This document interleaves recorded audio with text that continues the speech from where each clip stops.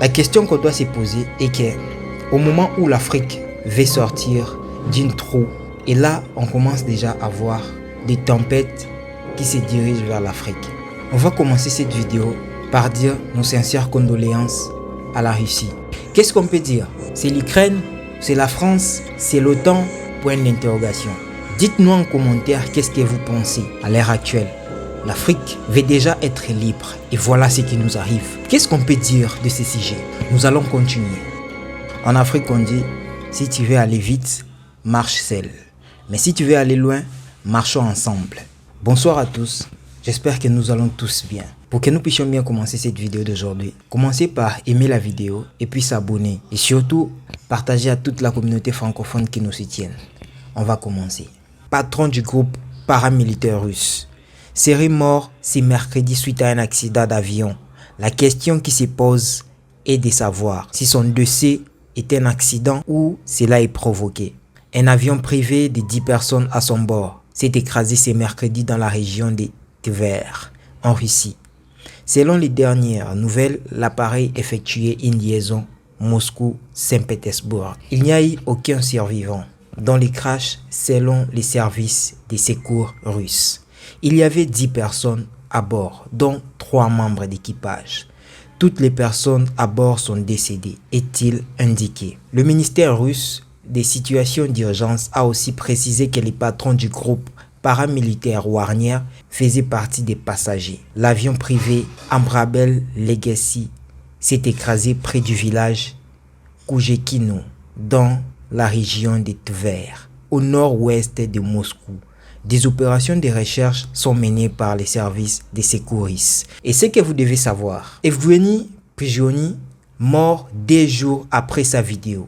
L'annonce intervient après une vidéo diffusée sur ses réseaux sociaux, patron de Wagner. Il y a 2 jours, sur les images qu'on voit dans la vidéo, Evgeny, visiblement en Afrique, apparaît avec un fusil d'assaut en main.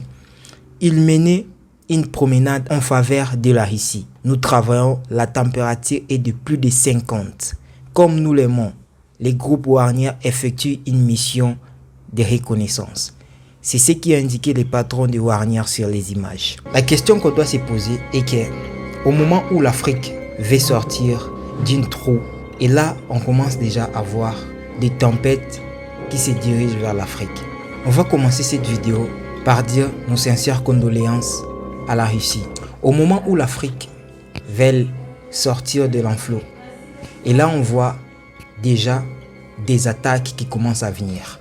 La mort de Evgeny, moi je ne dirais pas que c'est une mort naturelle ou une mort accidentelle, mais on va passer par des analyses. Prigozhin avait ajouté que son travail servait à rendre la Russie encore plus grande sur tous les continents et l'Afrique encore plus libre.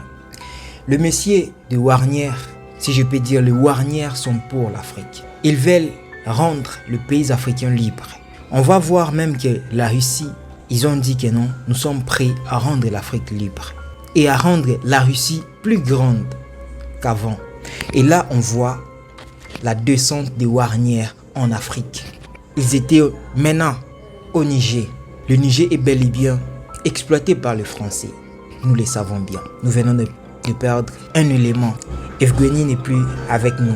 Un grand de Wagner n'est plus avec nous. On doit se concentrer l'Afrique. Nous venons de perdre un élément très fort. On doit se dire, on doit quitter dans la distraction. C'est le moment où on doit se réveiller. Parce qu'on allait un peu oublier notre objectif. On allait un peu oublier notre objectif.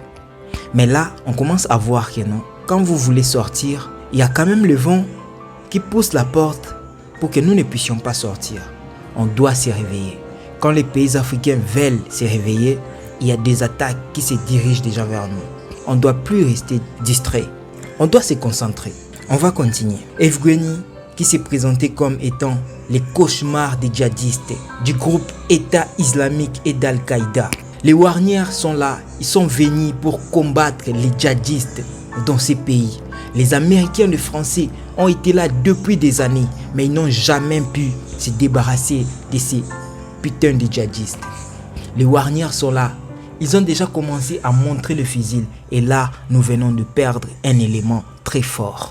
On doit comprendre ce qui se passe, mes amis. A appelé le volontaire à le rejoindre afin d'accomplir les missions qui lui sont confiées et que nous avons promis de remplir. Ces jours, il est annoncé mort par accident, un dossier qui ne serait pas une surprise, selon une porte-parole de la Maison-Blanche. Washington accuse et met en garde. Nous avons vu ce qui a été rapporté. Si cela a été confirmé, ce ne serait une surprise pour personne, a indiqué Andrienne Watson, porte-parole du Conseil de sécurité nationale des États-Unis.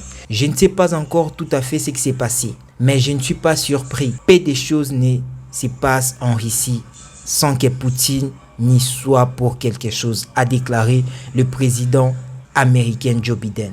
Qu'est-ce qu'on peut dire? C'est l'Ukraine? C'est la France? C'est l'OTAN? Point d'interrogation. Dites-nous en commentaire qu'est-ce que vous pensez à l'heure actuelle. L'Afrique veut déjà être libre et voilà ce qui nous arrive. Qu'est-ce qu'on peut dire de ce sujet? Nous allons continuer. De son côté, l'Ukraine n'a pas manqué de réagir. Selon un conseiller de la vice-président ukrainien, ce crash est un message envoyé par le président russe, Vladimir Poutine. Donc, l'Ukraine veut tout simplement dire que c'est le président Poutine qui l'a sacrifié comme étant un message qu'il annonce à l'Ukraine, point d'interrogation. L'élimination spectaculaire de Prigogny et du commandement de Wagner 2 mois après la tentative du coup d'État est un signal de Poutine aux élites russes avant les élections de 2024. C'est ce qui a indiqué Podolyak. Ce mercredi, il a en outre prévenu que Vladimir Poutine ne pardonne à personne. Moi, j'aimerais que nous, en Afrique, nous puissions avoir des hommes comme Poutine. Parce que Poutine, quand il parle, vous sentez que c'est un homme qui est en train de parler. Je pense, nous commençons déjà à avoir de bons éléments. Comme Ibrahim Traoré, Ntiani. On commence à avoir des bons présidents qui peuvent aujourd'hui encore parler de l'Afrique comme de Mandela. Mais ce que nous ne devons pas oublier est que personne ne va aimer l'Afrique plus que les Africains. On doit s'y réveiller. On doit prendre des armes pour combattre.